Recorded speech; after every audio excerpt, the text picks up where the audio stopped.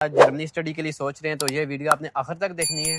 अच्छा भाई, तो आपने कहा कि टोटल ब्लॉक अकाउंट के अलावा 5 लाख लगता है, बिल्कुल ऐसे ही है। तो उसके अलावा हमें फिर इधर आके क्या करना पड़ता है? मतलब फॉर एग्जांपल अगर किसी के पास आइल्स नहीं है, हम्म। जर्मन लैंग्वेज कोर्स भी नहीं है, तो उसके कितने परसेंट चांसेस है वीज़ा लगने के? हमारा एडमिशन हो गया है, उसके बाद अपॉइंटमेंट का क्या सीन होता है? अस्सलाम वालेकुम जी, क्या हाल है सब भाइयों को? उम्मीद करता हूँ ठीक होंगे। जो लोग जर्मनी आने के बारे में सोच रहे हैं, स्टडी वीज़ा के बारे में, या जर्मनी स्टडी के लिए सोच रहे हैं, तो ये वीडियो आपने आखिर तक देखनी है।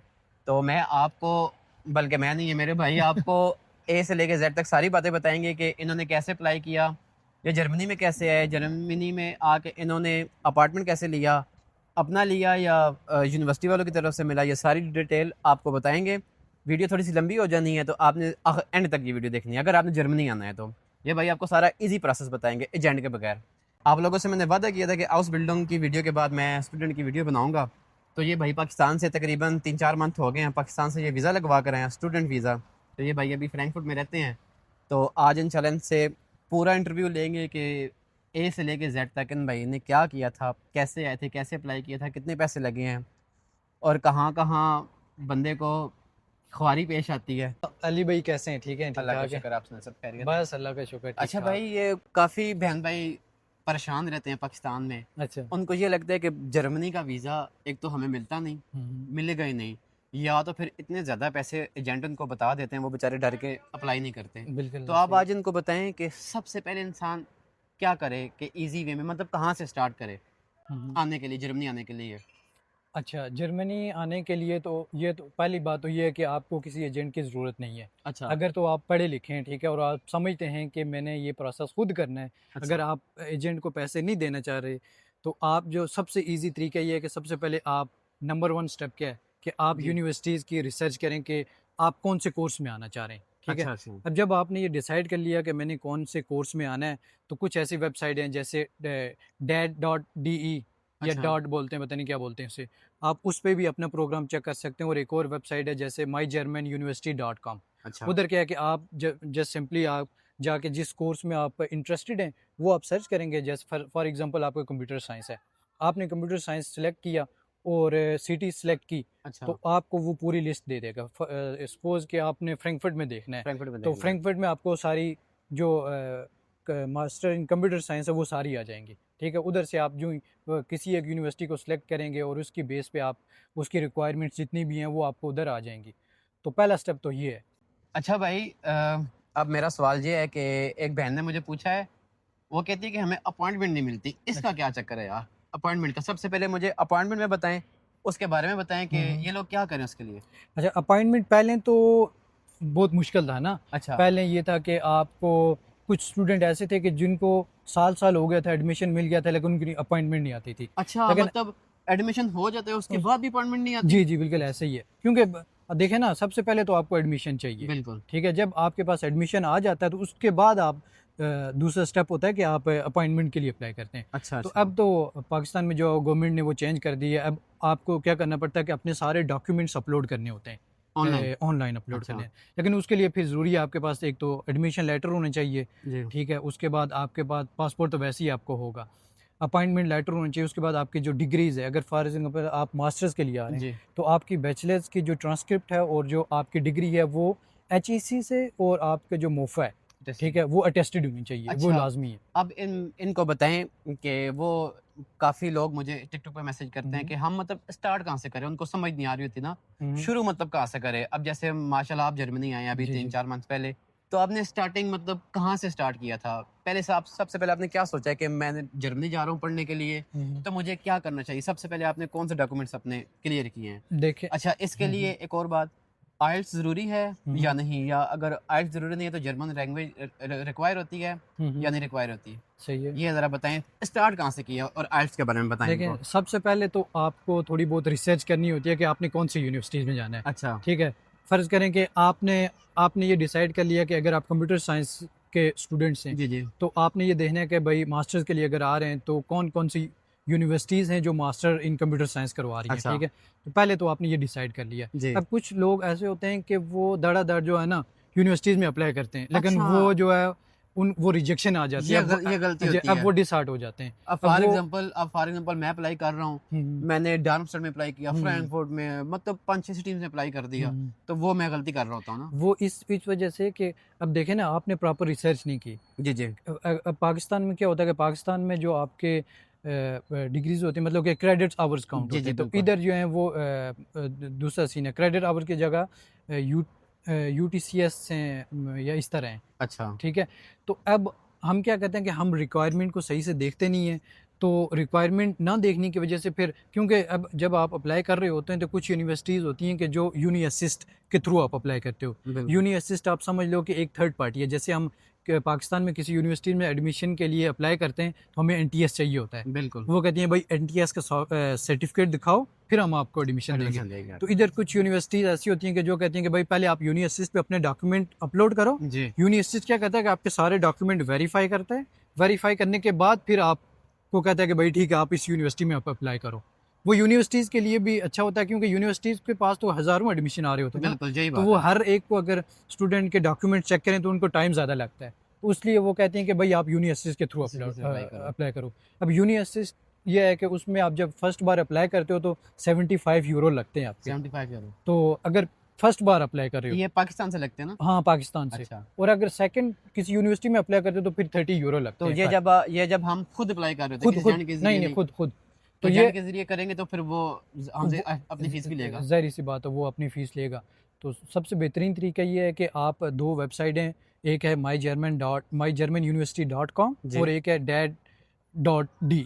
आप उधर जस्ट सिंपली आप अपना प्रोग्राम सेलेक्ट करेंगे और ड्यूरेशन सेलेक्ट करेंगे, और आप अपने मास्टर्स है या बैचलर है वो सेलेक्ट करेंगे, तो आपको वो पूरी डिटेल दे देगा लेकिन सबसे यूनिवर्सिटीज़ की। सबसे ये पहले सबसे पहला स्टेप है। सबसे पहले सिर्फ एक यूनिवर्सिटी में अप्लाई करना है। नहीं, ये नहीं। नहीं, ये नहीं कि 5-6 में अप्लाई करना नहीं, है। वो आप सबसे पहले ये है कि आप जितनी यूनिवर्सिटीज़ इकट्ठी कर सकते हैं, आप एक शीट बनाएं एक्सेल अच्छा। की, जी। और उसमें फ़र्ज़ कर लें कि आपने 15 यूनिवर्सिटीज़ आपने नोट कर ली कि ये हमारा जो स्पेसिफिक कोर्स है इन यूनिवर्सिटीज़ में हो रहा है। ठीक है, अच्छा। आप जब आपके पास डाटा आ गया, फिर आपने डिसाइड करना है कि कौन से यूनिवर्सिटीज़ के थ्रू अप्लाई हो रहे हैं, अच्छा। कौन से फ्री में। फ्री में अगर तो फ्री में हो रहा है तो आप सारी यूनिवर्सिटीज़ में अप्लाई कर दें, क्योंकि आपके पैसे नहीं लग पैसे रहे। नहीं लग रहे। और यूनिवर्सिटीज़ के थ्रू आप सिर्फ उन्हीं यूनिवर्सिटीज़ में अप्लाई करें कि जब तक आपको ये पता ना चल जाए कि उसकी पूरी रिक्वायरमेंट क्या है। जी भाई, तो आप कह रहे थे कि अगर आपने खुद अप्लाई करना है तो वो यूनिवर्सिटी का जैसे आपने बता दिया, तो अब दूसरा स्टेप क्या है? देखें, आप फर्स्ट स्टेप तो आपने ये सर्च कर लिया कि आपने कौन सी यूनिवर्सिटीज़ में अप्लाई करना अप्लाई है। करना है। आपने 10-15 यूनिवर्सिटीज़ की एक लिस्ट बना ली। जी। ठीक है, उनकी डेडलाइंस वगैरह और उनकी क्या-क्या रिक्वायरमेंट्स हैं, आइल्स उसमें रिक्वायर्ड है, नहीं है। क्योंकि अच्छा। कुछ यूनिवर्सिटीज़ होती हैं वो आइल्स रिक्वायर करती हैं, और कुछ में जो वो इंग्लिश लैंग्वेज प्रोफिशिएंसी जो है वो चल जाता है। ठीक अच्छा, है। तो अगर फॉर एग्जांपल अगर किसी के पास आइल्स नहीं है, हुँ। जर्मन लैंग्वेज कोर्स भी नहीं है, तो उसके कितने परसेंट चांसेस है वीज़ा लगने के?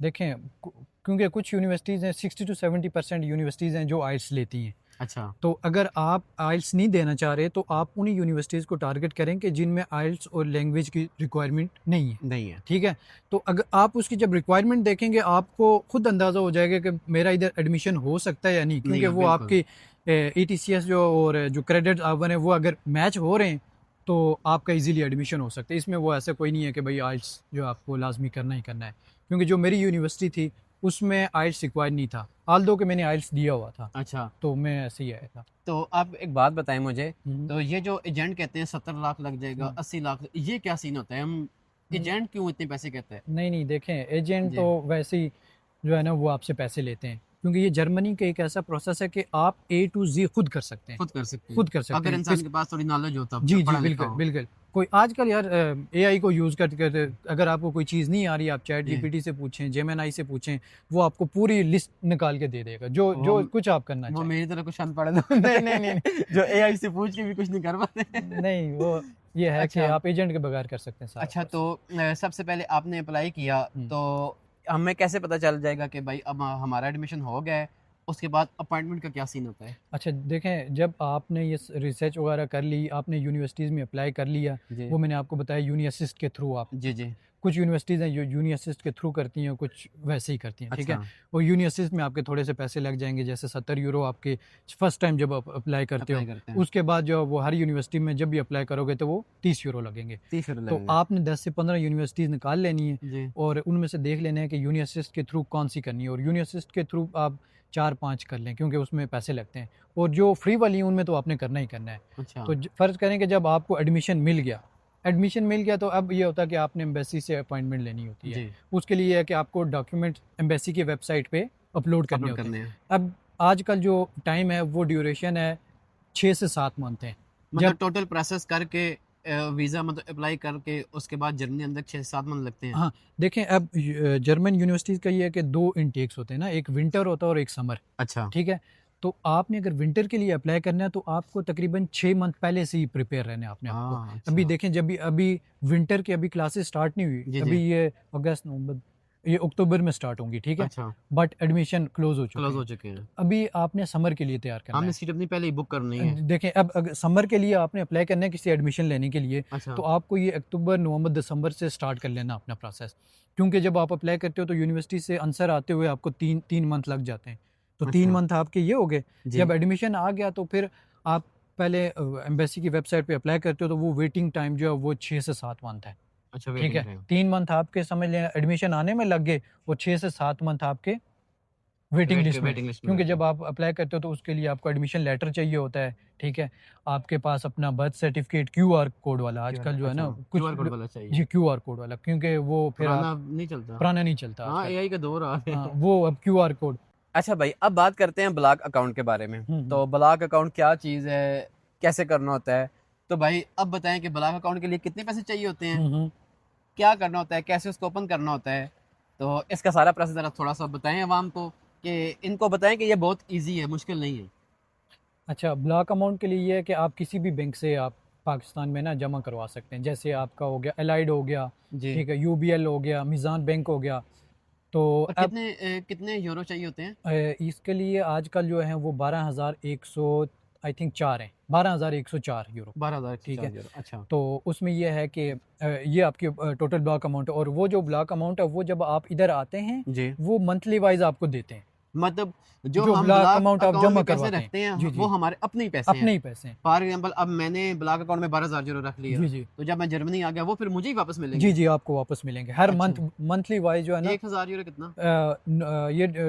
पहले था 992 यूरो था। अच्छा, अब जो वो लॉ थोड़ा चेंज हो रहा है तो वो 1050 यूरो आपको वापस मतलब वो जो करेंगे ब्लॉक अमाउंट मंथली है, वो वाइज़। हमारी है। जी, जी, वो आपकी है। सिर्फ़ सिक्योरिटी के लिए। सिर्फ़ आपका टोटल जो खर्चा आएगा कौन से वाला, कि आपने यूनी असिस्ट की फ़ीस, अगर आप यूनी असिस्ट के थ्रू आप अप्लाई कर रहे हो, जी, वो हो गया, और उसके बाद आपका जो टिकट वगैरह हो गया, अच्छा, ठीक है? मतलब कि टिकट वगैरह वो डिपेंड करता है कि आपको टिकट कितने का मिलता है। तो अच्छा। ये बस टोटल आपका खर्चा है। बाकी इधर जब आप आ जाएँगे यूनिवर्सिटीज़, कुछ नहीं, यूनिवर्सिटीज़ की अपनी फ़ीसेस मतलब होती हैं कि जैसे यूके इधर-उधर हो गया ना, उधर तो आपको 10,000 पाउंड, 12,000, 15,000 पाउंड, वैसा इधर सीन नहीं है। उम, इधर ये है कि आपको 4 मंथ की कुछ होती है सेमेस्टर टिकट फ़ीस जिसे मैं कहते टिकट भी हैं। बिल्कुल। फ़र्ज़ करो कि किसी की 250 है, किसी की 300 है, किसी की 400 यूरो है। अच्छा, उसमें आपको सेमेस्टर टिकट भी मिलता है कि आप उस टिकट में जो है ना, आप पूरे जर्मनी में फ्री ट्रैवल फ्री कर ट्रैवल सकते कर हैं। सकते हैं। ठीक है? तो वो अच्छा, तो उसमें लोग अंदर पूछते हैं इंक्लूड। ना कि अगर ब्लॉक अकाउंट के अलावा हुँ, हमें हुँ। हमारे कितने पैसे लग जाते हैं आने में? मतलब टोटल ब्लॉक अकाउंट को साइड पे रख के चलो 12,000 यूरो हमने साइड पे कर हुँ, दिया। हुँ। उसके अलावा हमारा कितना खर्चा आ जाएगा टोटल? टोटल पाकिस्तान से लेके जर्मनी आने तक? अच्छा, टोटल आप देखेंगे अगर आप आइल्स दे रहे हैं ना, जी, जी। तो आजकल 70,000 लगता है उसका, आइल्स 70,000 देने का, आइल्स ठीक है? देने का। 70,000 आपके वो हो और गए। आइल्स में बैंड कितने चाहिए होते हैं? Most of the maximum, maximum universities जो है ना वो 6.5 लेती हैं, लेकिन 6 भी चल जाता है। लेकिन कोशिश ये हो कि भाई जितने 6.5, ज़्यादा हो उतने हाँ, बेस्ट है। उतना ज़्यादा फ़ायदा है। तो 70,000 आपके वो हो गए। जी, उसके बाद डिपेंड करता है आपको, जो आप फ्लाइट बुक करवाते हो, अच्छा। तो वो आपके पे है। 1.5 लाख की बुक होती है, 2 लाख की बुक होती है, वो डिपेंड करता है कि आप कब आ रहे हैं कब आ जर्मनी, रहे हैं ठीक बिल्कुल। है? 70,000 वो हो गया, और 1.5 लाख समझ लें आप ये कर लें।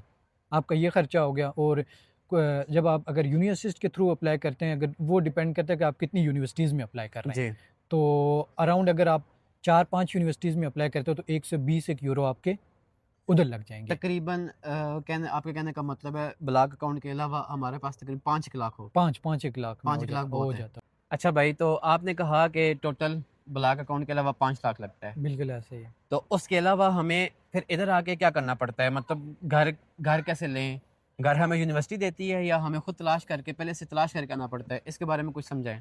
उसका ये है कि अगर क्योंकि यूनिवर्सिटीज़ की तरह से भी डॉम होते हैं, ठीक अच्छा, है, तो आप सबसे बेहतर ये है कि क्योंकि जो यूनिवर्सिटी के डॉम होते हैं वो होते हैं सस्ते थोड़े, सस्ते होते हैं तो आपको जब भी यूं ही एडमिशन मिले जी। आप उसी टाइम जो है ना यूनिवर्सिटी की वेबसाइट पे जाके आप स्टूडेंट डॉम के लिए अप्लाई कर दें, क्योंकि स्टूडेंट डॉम के लिए जो वो वेटिंग लिस्ट होती है, ठीक है, क्योंकि अच्छा, आपसे पहले हज़ारों लोग आए होते हैं, हाँ, ठीक है, इंडिया, तो वो बांग्लादेश, हाँ Pakistan. First come first serve की बेस पे मिलता है, तो आप जो है जब भी एडमिशन मिले आप फ़ौरन अप्लाई कर दें, ताकि जब आप इधर पहुँचे, फ़र्ज़ करेंगे अगर आप 5-6 मंथ लेट भी पहुँचते हैं, ठीक जी है, जी, तो आप इधर आएंगे 4-5 मंथ रहेंगे तो फिर आपको यूनिवर्सिटी की तरफ से मिल मिल जाएगा, जाएगा। क्योंकि वो थोड़ा सस्ता होता है। अच्छा, फॉर एग्जांपल अगर हमें यूनिवर्सिटी की तरफ से फॉर एग्जांपल नहीं मिलता, हम्म, अब जैसे आप आए हैं, आपको पहले नहीं मिला था, जी जी। तो आपने कैसे यहाँ पे अच्छा, आके जब मतलब मैं फर्स्ट टाइम सर्वाइव आया था किया? ना तो मैंने पहले से ही ग्रुप्स होते हैं, आप ग्रुप्स ज्वाइन कर लें, ठीक है, फेसबुक से व्हाट्सएप के अच्छा ग्रुप्स होते अच्छा, हैं, तो मैंने पहले जब मैं आया था तो मैंने सबलेट लिया था, अच्छा ठीक है, अच्छा, वो मतलब सबलेट इधर ये होता है कि आप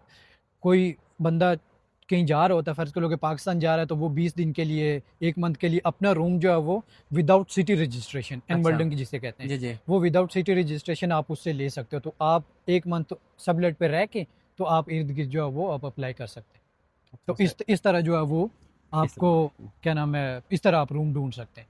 अच्छा, जी। चलें ठीक है, अब रूम की बात क्लियर हो गई है, तो काफ़ी लोगों का सवाल होता है कि उधर आके स्टूडेंट कितने पैसे कमा सकते हैं, ये सवाल बहुत पूछे जाते हैं, यार स्टूडेंट कितने पैसे कमा सकते हैं और वो कितने घंटे काम कर सकता है, हम्म, तो यार ये ज़रा सब सही क्लियर करके, ये क्लियर करना है आपने, ठीक है, अच्छा अच्छा। ये ज़रा अ- इनको बताएं। अच्छा, ये स्टूडेंट को ये है कि 140 डेज साल में अलाउ होते हैं काम करने के लिए, 140 डेज, 140 डेज फुल डेज। अच्छा, और अगर आप 8 घंटे ना दिन के, जी, अच्छा आप 4 घंटे से ऊपर करते हैं तो आपका फुल डे काउंट होता है, अच्छा, फुल डे काउंट फुल होता डे है, काउंट होता है, ठीक है।